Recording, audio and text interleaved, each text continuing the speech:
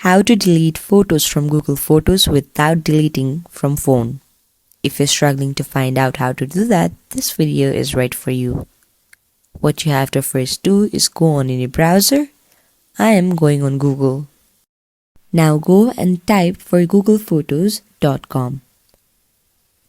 After you search that, it will automatically show a page where you can see the pictures that you clicked. Now go and tap in any picture that you want to select. It is simple. All you can do is just go and tap in the picture.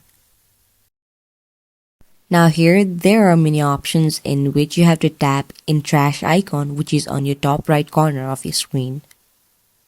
It will now show you an information like this. Now tap on the option called Move to Trash.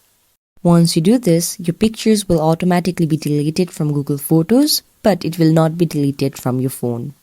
If you found my video helpful, make sure to give big thumbs up and subscribe to our channel. And also don't forget to share it with your friends.